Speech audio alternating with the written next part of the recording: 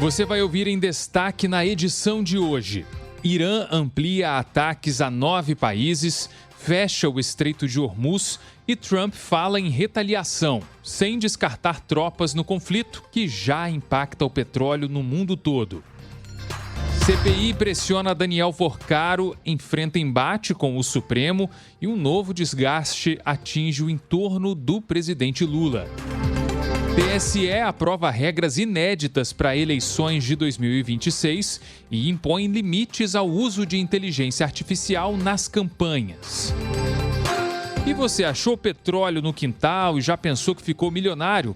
Calma aí, um caso no Ceará viralizou, mas a gente explica por que achar petróleo no quintal não transforma ninguém em magnata da noite para o dia.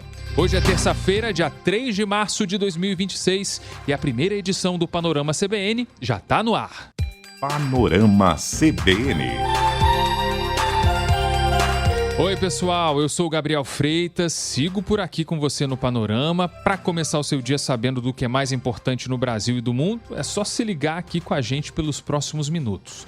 Se você quiser entrar em contato comigo, meu Instagram é o @gabafreitas, tem também o meu e-mail, gabriel.freitas@cbn.com.br. A gente vai se falando aí por esses canais e daqui a pouco, no fim da edição de hoje, eu mando um alô para todo mundo que foi falando comigo. Bora para essa edição porque tem muita informação vindo por aí. E a gente já começa essa terça-feira falando do 4º dia de conflitos no Oriente Médio que vem se espalhando e a resposta do Irã aos ataques dos Estados Unidos e de Israel já atingiu pelo menos 9 países da região. E nas últimas horas, novos alvos entraram nessa lista. Instalações americanas no Iraque e na Arábia Saudita foram atacadas. Em Riad, a embaixada dos Estados Unidos foi atingida por 2 drones. O prédio estava vazio e não houve mortos nem feridos. Mesmo assim, o alerta foi imediato. A representação americana orientou que os cidadãos dos Estados Unidos no país procurem abrigo. O que a gente vê agora, pessoal, é uma ampliação muito clara dessa ofensiva iraniana contra países do Golfo. Drones lançados por Teherã têm como destino o Iraque, o Kuwait, os Emirados Árabes Unidos, muitos deles mirando bases americanas. No Iraque, uma base próxima ao aeroporto de Erbil foi atacada. No Kuwait, a embaixada dos Estados Unidos foi fechada por tempo indeterminado. Um sinal de que o risco é, de fato, considerado muito alto. E, enquanto isso, Israel também intensificou os ataques. Houve bombardeios simultâneos contra Teherã e Beirute. A Força Aérea Israelense afirmou que atingiu alvos militares iranianos e também posições do Hezbollah. Dentro do Irã, o número de mortos já passa de 550, de acordo com dados divulgados até agora.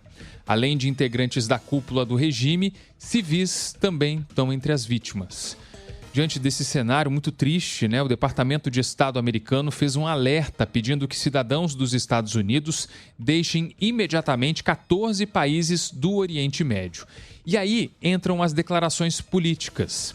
Questionado sobre uma possível retaliação, Donald Trump diz que a resposta americana deve acontecer em breve. Isso está sendo preparado. Ele também afirmou que os ataques representam, nas palavras dele, a última e melhor chance de eliminar a ameaça do regime iraniano. E foi além. Ele disse que não descarta o envio de tropas ao solo do Irã. We have the strongest and most powerful by far. Nós temos o mais forte e o mais poderoso exército do mundo, e nós vamos triunfar facilmente. Nós já estamos bastante à frente das nossas projeções de tempo, mas seja qual for a duração, está tudo bem.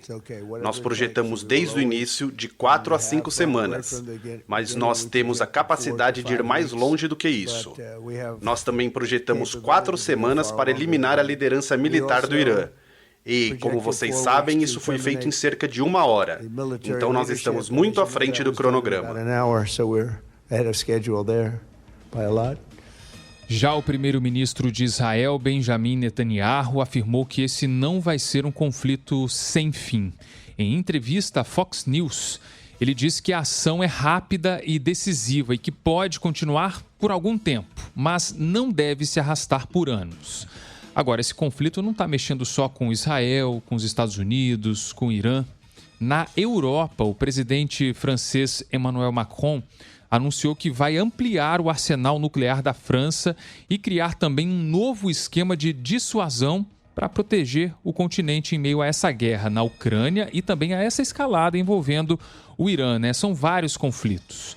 A proposta envolve 8 países, entre eles a Alemanha e o Reino Unido. E hoje a França é a única potência nuclear da União Europeia e tem cerca de 290 ogivas. Pelo plano, aeronaves francesas com capacidade nuclear vão poder ser enviadas temporariamente a países aliados. Só que essa decisão final sobre o uso das armas vai continuar sendo do presidente francês. E tem um ponto que talvez seja o mais sensível de todos nesse momento. O governo do Irã anunciou o fechamento do Estreito de Hormuz e ameaçou incendiar qualquer navio que tente atravessar o canal. Essa medida foi apresentada como uma resposta, oficialmente, à morte do Ayatollah Ali Khamenei e, na prática, a principal rota marítima de exportação de petróleo do Oriente Médio está bloqueada, portanto, pela Guarda Revolucionária. E por que isso mexe com o mundo todo? Porque cerca de 20% de todo o petróleo comercializado no planeta passa por ali. É por esse estreito que saem navios com produção da Arábia Saudita, do Irã, dos Emirados Árabes Unidos, do Kuwait, também do Iraque. E antes mesmo do anúncio oficial, segundo a agência Reuters, um petroleiro já tinha sido atacado por drones ali na região. O mercado reagiu na hora, claro, os preços do petróleo e do gás dispararam, o barril do Brent chegou a subir quase 14% ontem e bolsas pelo mundo estão operando em queda. Há reflexos que também vão ser sentidos nessa terça-feira. Aqui no Brasil, a bolsa fechou com leve alta de 0,28%, puxada pelas ações da Petrobras. O dólar subiu 0,62%, encerrou o dia cotado a R$ 5,16. E, apesar da tensão, a Petrobras informou que as operações da empresa seguem seguras, com rotas alternativas fora da área de conflito. De acordo com a estatal, nesse momento não há risco de interrupção nas importações ou exportações, mas é claro que a gente vai monitorar isso dia a dia, porque pode impactar sim a longo prazo o preço dos combustíveis aqui no Brasil e o bolso de todos os brasileiros.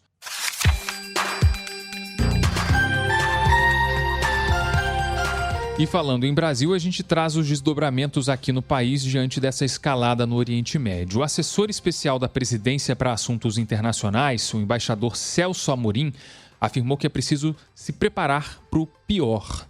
Em entrevista à Globo News, ele explicou que esse pior seria um aumento ainda maior das tensões, com risco real de o conflito se espalhar para outros países da região. Ou seja, dentro do próprio governo aqui do país, já há o reconhecimento de que o cenário pode sim se agravar.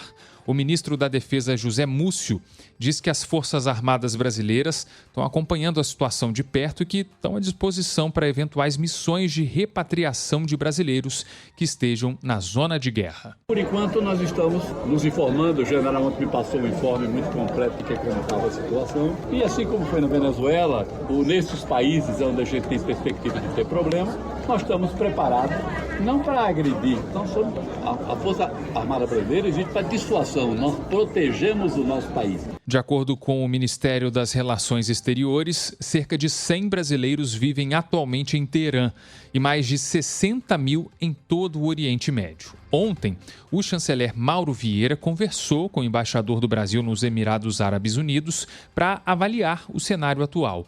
Um dos pontos de maior preocupação é o fechamento do espaço aéreo ali na região, que tem impacto direto sobre os turistas brasileiros que visitam o país ou que estão retidos em aeroportos como os de Dubai e Abu Dhabi.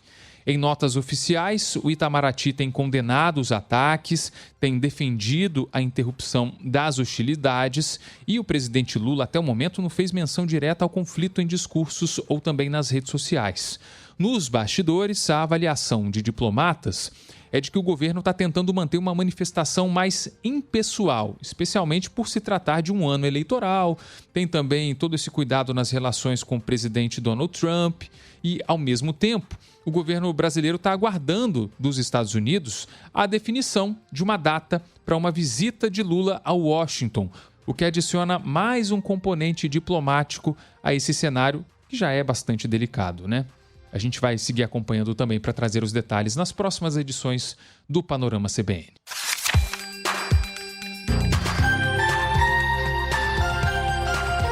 Foco agora em Brasília, porque a terça-feira também promete tensão no Congresso, hein? O banqueiro Daniel Vorcaro e o cunhado dele, o empresário e pastor da Igreja Lagoinha, Fabiano Campos Zettel, são esperados hoje para depor na CPI do crime organizado. E esses depoimentos já acontecem em meio a uma queda de braço com o Supremo. Ontem, o relator da comissão, senador Alessandro Vieira, disse que vai recorrer da decisão do ministro Gilmar Mendes, que suspendeu a quebra de sigilo da empresa Maridit. Essa é a empresa em que o ministro Dias Toffoli confirmou ter participação junto com os irmãos. A Maridit vendeu uma fatia do resort Itaiaiá para um fundo ligado a Daniel Vorcaro. Alessandro Vieira afirmou que a decisão não se sustenta e questionou o uso de habeas corpus para beneficiar uma empresa. E enquanto essa disputa jurídica acontece, as investigações sobre as fraudes envolvendo o Banco Master e também o escândalo do INSS continuam cercadas de impasses. Ontem, o Palácio do Planalto passou a lidar com um novo desgaste. Uma reportagem do jornal O Estado de São Paulo apontou que o Lulinha, filho do presidente Lula, teria dito a pessoas próximas que teve passagens e hospedagem em Portugal pagas pelo lobista Antônio Carlos Camilo Antunes, conhecido como Careca do INSS. Na semana passada, a CPMI do INSS aprovou, numa sessão bastante conturbada, a quebra do sigilo bancário de Lulinha. Agora, o presidente do Congresso, Davi Alcolumbre, está avaliando se vai manter ou se vai anular essa votação.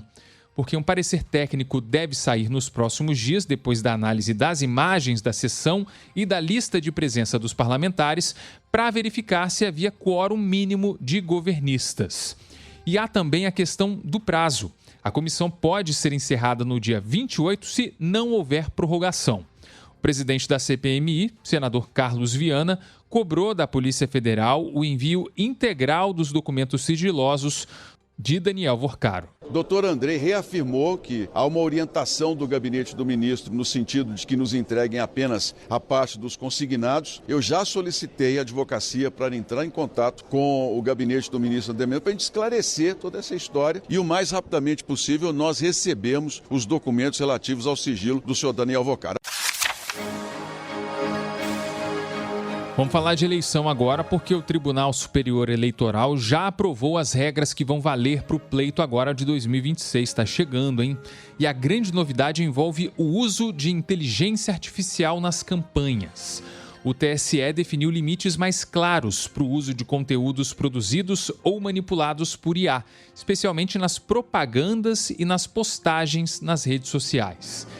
Pela nova resolução, fica proibida nas 72 horas antes e nas 24 horas depois da votação a publicação ou o impulsionamento de conteúdos feitos com IA, que usem imagem, voz ou qualquer manifestação de candidatos ou de pessoas públicas, mesmo que o material esteja identificado como produzido por IA. Além disso, a norma também impede que sistemas de inteligência artificial sejam usados para priorizar candidaturas, recomendar votos ou emitir opiniões eleitorais. E tem mais um detalhe aí: sempre que uma propaganda utilizar conteúdo fabricado ou alterado por IA, isso vai ter que ser informado de forma clara e destacada com a indicação da tecnologia usada. A ideia é que o eleitor saiba exatamente o que está valendo. Se houver descumprimento, a Justiça Eleitoral pode determinar a remoção imediata do conteúdo. E as plataformas também podem ser responsabilizadas caso não retirem publicações já consideradas irregulares. De acordo com a presidente do TSE, a ministra Carmen Lúcia, a construção dessas regras levou em conta sugestões da própria população. Nós temos as audiências que são obrigatórias e tem sido um grande esforço de fazer com que a sociedade compareça, contribua e atue diretamente na própria formulação das normas que regerão o processo eleitoral. Que desta vez se deslocaram a um dos estados da federação, a Belém, para ouvir os indígenas que pela primeira vez tiveram essa oportunidade de falar diretamente com a Justiça Eleitoral brasileira. E além das regras sobre inteligência inteligência artificial, o TSE também aprovou o calendário eleitoral. O primeiro turno está marcado para o dia 4 de outubro e, se houver segundo turno, ele vai acontecer no dia 25 de outubro. O calendário também estabelece prazos importantes. Os pré-candidatos que ocupam cargos públicos precisam se afastar até o início de abril. A regularização ou emissão de novos títulos de eleitor deve ser feita até o dia 6 de maio. As convenções partidárias estão previstas para acontecer entre 20 de julho e 5 de agosto. Já o registro oficial das candidaturas deve ser feito até o dia 15 de agosto e a propaganda eleitoral começa no dia seguinte.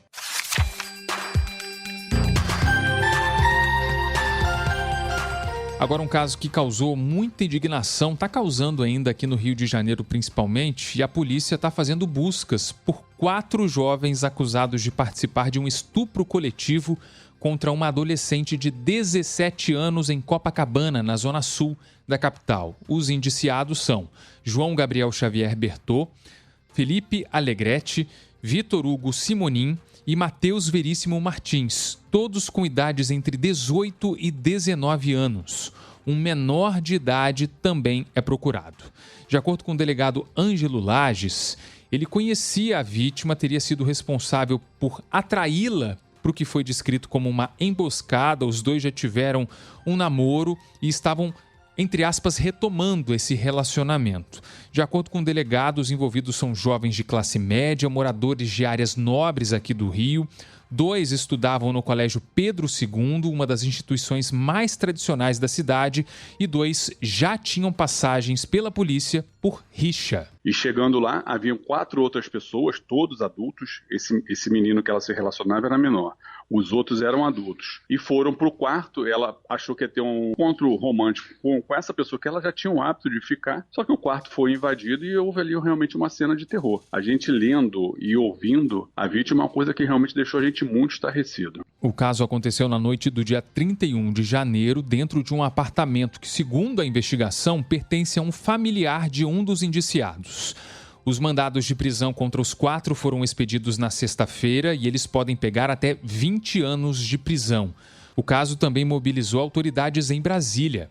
O deputado federal Raymond articula, junto à Comissão de Direitos Humanos, Minorias e Igualdade Racial da Câmara, um pedido de acolhimento psicossocial para adolescente. Ontem, ele recebeu a vítima e a família. No campo institucional, o Colégio Pedro II informou que abriu um processo de desligamento dos estudantes envolvidos e que tem prestado apoio à família da vítima.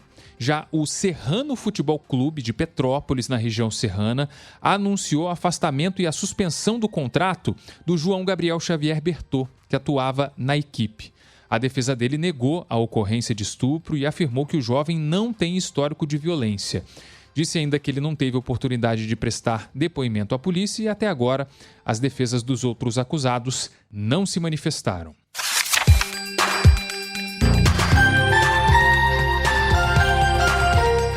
Vamos mudar de assunto e falar agora de previsão do tempo, porque tem anúncios importantes para fazer, viu? Principalmente para você que mora no norte e no nordeste, porque tem previsão de chuva volumosa, viu? No sudeste e no sul, o cenário é diferente, tempo mais seco, friozinho até de manhã, calor à tarde e uma trégua muito importante em Minas Gerais. Começando por Minas, inclusive, principalmente ali na zona da mata, a chuva finalmente vai diminuir depois de mais de uma semana de temporais, né? Em Belo Horizonte, por exemplo, a previsão hoje é de mínima de 17 graus e máxima de 28, com pouca chuva ao longo do dia. Essa pausa ajuda o solo a secar, vai reduzir o risco de deslizamentos ali em Juiz de Fora, por exemplo, em Ubá. Agora esse risco é moderado e concentrado mais ao norte do estado, que está com solo mais encharcado do que na zona da mata. Agora, se você está no Nordeste, atenção redobrada, viu, pessoal? A Bahia segue como um dos pontos mais críticos hoje. Em Salvador, a previsão é de cerca de 60 milímetros só nessa terça-feira, com temperatura na casa dos 24 graus e céu bastante carregado. Em 2 dias, o acumulado pode chegar perto do esperado para o mês inteiro. O alerta de temporais também vale para Aracaju, Teresina, São Luís e Palmas. A chuva deve continuar forte pelo menos até o fim da semana em parte dessas áreas. Já no Sudeste e no Sul, o destaque é a grande diferença entre manhã e tarde. Em São Paulo, o dia começou hoje com 15 graus, 4 graus abaixo da média para março. Mas a máxima chega aos 28, beirando os 30, né? Uma diferença grande. Em Curitiba, amanhã teve 14 graus e à tarde deve ir aos 26. E no Rio de Janeiro, depois de registrar 17 graus ontem de manhã, hoje a temperatura sobe e pode chegar aos 31 graus. No Centro-Oeste e no Norte, o calor permanece com mais força em algumas capitais. Manaus, por exemplo, pode chegar aos 34 graus e Boa Vista aos 36. Então tem chuva forte aí, risco de transtornos no Nordeste, parte do Norte e no Sudeste, também no Sul, manhãs mais frias, tardes quentes e o tempo mais firme na maior parte da semana.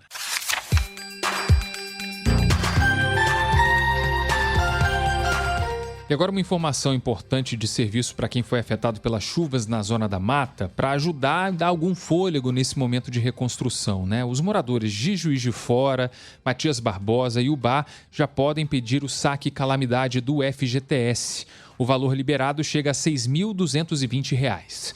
Para ter direito, é preciso ter saldo na conta do FGTS, não pode ter feito retirada pelo mesmo motivo nos últimos 12 meses e esse pedido é feito pelo aplicativo do FGTS, na opção Saque 100% Digital. Depois é só entrar em Saque Calamidade. Quem preferir também pode procurar uma agência da Caixa. Em Juiz de Fora e Ubá, o atendimento está funcionando normalmente. Em Matias Barbosa, como a agência foi alagada, a Caixa instalou um caminhão de atendimento na Praça da Matriz. Além do saque para trabalhadores, há também apoio financeiro para empresas e prefeituras. O Banco de Desenvolvimento de Minas Gerais liberou R$200 milhões em linhas de crédito para cidades que decretaram situação de emergência ou calamidade. Micro e pequenas empresas também têm acesso a crédito com juros de 0,9% ao mês, prazo de 3 anos para pagar e 6 meses de carência. O dinheiro pode ser usado como capital de giro sem exigência de comprovação. Médias e grandes empresas contam também com prazo de até 90 meses para pagamento e carência de até 36 meses. Nesse caso, a empresa precisa estar em uma cidade com decreto federal de calamidade reconhecido e as prefeituras também têm linha específica para reconstrução de infraestrutura, principalmente nas áreas de mobilidade, saúde e educação. O prazo chega a 120 meses, com 12 meses de carência, e mesmo que você não seja dessas cidades, é importante saber que há esses mecanismos disponíveis em caso de calamidade, em outras tragédias que infelizmente venham a acontecer. A gente está aí falando de uma situação muito difícil de mudança brusca de tempo, também desastres naturais, algo que todas as cidades estão suscetíveis, então a gente deixa também esse serviço, deixando claro que há esses mecanismos disponíveis.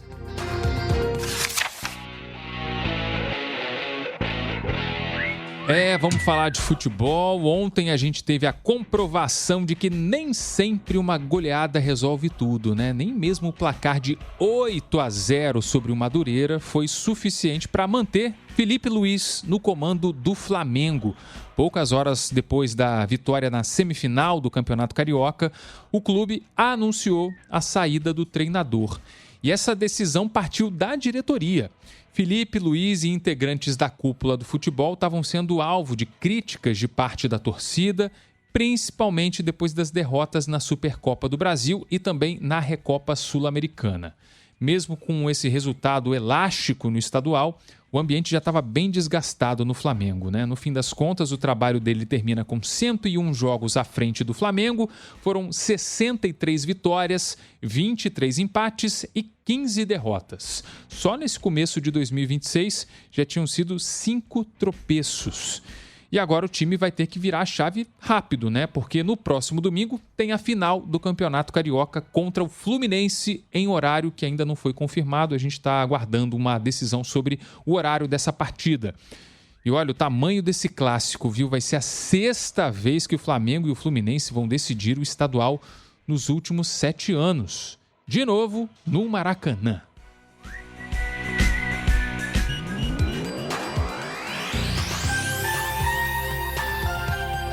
E para a gente encerrar essa edição do Panorama, deixa eu te fazer uma pergunta. Imagina aí que você tem um terreno, resolve furar um poço atrás de água e de repente começa a sair um líquido preto do chão. Na hora, muita gente já pensa, pronto, fiquei rico, né? Agora é só vender o petróleo. Mas não é assim que funciona aqui no Brasil não, viu, pessoal? E é esse exatamente o caso de um agricultor lá de Tabuleiro do Norte, no Ceará. Ele encontrou um líquido escuro quando ele foi perfurar o solo ali na propriedade dele. Os testes iniciais indicaram que a substância tem características muito parecidas com petróleo. A Agência Nacional do Petróleo ainda está analisando para confirmar oficialmente o que é esse líquido preto. Só que mesmo que seja petróleo de verdade, ele não pode simplesmente explorar e vender, não. Pela Constituição, tudo que está no subsolo como petróleo, gás e minerais pertence à União, ou seja, não é porque está aí embaixo da sua terra, na sua casa, que é automaticamente seu para comercializar. Você sabia disso? Agora, isso não significa que o dono do terreno não receba nada. A lei prevê compensação financeira, uma participação paga pela empresa que for autorizada a explorar ali naquela área, mas quem decide se a área vai ser explorada, como e por quem, é o governo federal por meio da ANP, normalmente depois de estudos técnicos e até leilões. Você sabia disso? Esse assunto tem mobilizado bastante as redes sociais, porque as pessoas estão se perguntando, furei o poço aqui na minha casa, não posso vender, não posso ficar rico? E por que essa ideia de ficar rico ao encontrar petróleo está tão forte no imaginário de todo mundo? Muito por causa das histórias antigas, principalmente dos Estados Unidos, onde em alguns casos os chamados direitos minerais podiam pertencer ao dono da terra. Aqui não, o modelo é diferente aqui no Brasil. Então, encontrar petróleo no quintal pode até render uma boa história, né? Talvez uma compensação financeira no futuro, mas não significa virar magnata, virar marajá, né, Laerte Afonso, do dia para a noite. No caso do Ceará, por enquanto, que existe a expectativa e a análise técnica. O poço está lá e a resposta definitiva ainda não. Vamos aguardar. Tadinho dele, né? Pois é. Gente, vamos encerrar o panorama de hoje, então, tentando trazer o clima um pouco mais leve, mas ficando atento também no noticiário, né? Exige muita atenção de todos nós. Amanhã a gente traz um balanço de como foi essa terça-feira. Fique atento no noticiário, se informando pelos jornais da CBN. Logo mais à noite tem a segunda edição do Panorama. Fizeram essa edição Laerte Afonso, que está sempre aqui com a gente, e Lucas Soares. Amanhã a gente volta a se falar, mandando um abraço aqui para o Tom Girame, de Salvador, que está sempre acompanhando a nossa programação, o nosso Panorama. Todas as edições ele está com a gente. O Lucas Santos, que é de Belo Horizonte, também mandou mensagem para a gente. A Tânia de Souza também, que é de Bauru, em São Paulo, também sempre acompanhando as edições do Panorama CBN, tanto da manhã quanto da noite. Obrigado, viu, pessoal? Lá pelo meu @GabaFreitas, você entra em contato comigo e a gente vai batendo um papo. Tchau, tchau. Até amanhã.